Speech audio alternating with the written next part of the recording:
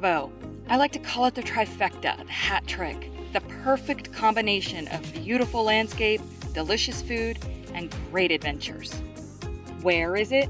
First, we must make the distinction between Cabo San Lucas and San Jose del Cabo. They're two different locations in Mexico, about 25 minutes apart. Cabo San Lucas is the resort town located at the southernmost tip of the Baja California peninsula of Mexico. It's famous for its arch at Land's End, where the Pacific Ocean meets the Sea of Cortez. More on that in a minute. Cabo San Lucas is filled with hotels, bars, and restaurants, along with a lively marina referred to as the Golden Zone.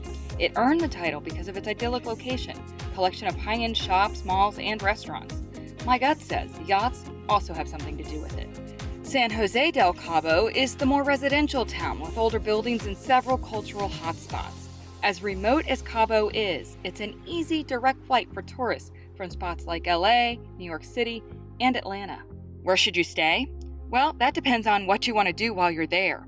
The Golden Zone offers up several options if you're thinking of the party scene.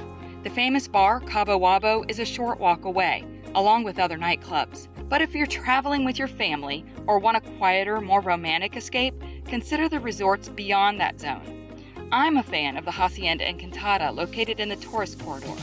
It shares a sister property in the Golden Zone called Marina Fiesta, so it's easy to take the free shuttle back and forth if you want a taste of the social side, with the option of escaping back to your quiet resort each night.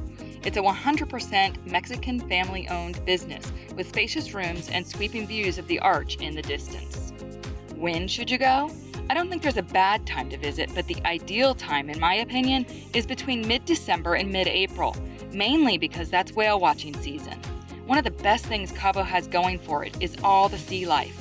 Humpback and gray whales migrate to the Pacific Oceans and Sea of Cortez to mate and give birth. During my stay at the Hacienda Encantada, I was lucky enough to spot a whale while sitting on the balcony of my room. It was quite the thrill for this water baby. It can be crowded and hot during the summer, and in autumn there are fewer people, but also more odds of rainfall. That said, between September and May, you can take a snorkeling tour and swim with the sea lions out at Espiritu Santo Island in the middle of the Sea of Cortez. Jacques Cousteau called it the world's largest aquarium, and from mid-October to April, you can take an excursion to La Paz and go swimming with whale sharks, the largest sharks in the ocean. If you want to meet up with water creatures in a more controlled environment, you can head to the Cabo Dolphins Marine Center at Cabo Adventures for a swim. And yes, many are opposed to swimming with dolphins in captivity, but this Marine Center has the Humane Conservation Certification from American Humane and focuses on education along with its experience. Whenever you choose to visit, here's an important tip for when you arrive at the airport. You'll walk through what many refer to as the gauntlet. It's a hallway just after you pick up your luggage, and you have to go through it to leave the airport.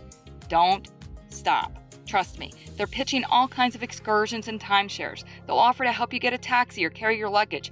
Just keep walking. There are people outside the airport who will offer the services you need, like a shuttle to get to your hotel. Better yet, book that in advance, and they'll be waiting for you outside. Once you settle in, you'll want to hit the beach, but that can be dangerous. Quite often, the beaches in front of your resort will be off limits, and that's for good reason. There may be big rocks, and the undertow is no joke.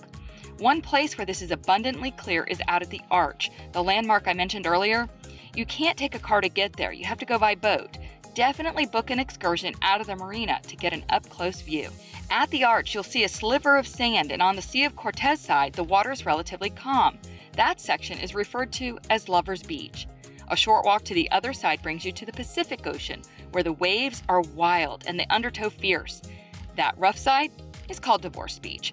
That's the Cabo version of a funny truth. The safe bet if you want to actually swim is to combine that boat excursion with a snorkel trip. I went with a company called Cabo Escapes on what could be described as a boat trip, snorkel excursion, and party all in one. They took us down to Santa Maria Bay, where you can also kayak or paddleboard. Plus, the trip there and back will give you a gorgeous view of the properties peppering the coast. What should you eat? There are plenty of resorts that offer all-inclusive options, but I'd suggest skipping that if you want a taste of authentic Mexican cuisine. There are a variety of different foods available, but Mexican dishes are definitely in the majority.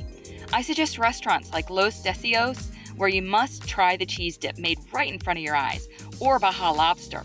You'll be thinking about that lobster for years to come. If you go shopping on the street, know that there's lots of wiggle room on prices. It's always okay to walk away if you don't get the deal you want. Odds are someone else will sell something similar if you just keep walking. And I've saved the best tip for last. Be sure to leave plenty of time to soak up the sunsets. The sky will be nothing short of brilliant, lighting up in bright oranges, reds, and yellows, or you may be treated to what I refer to as a cotton candy sky of pink and purple. They're all a treat and the perfect backdrop to that famed arch that defines this region that's sure to become one of your favorite places on Earth.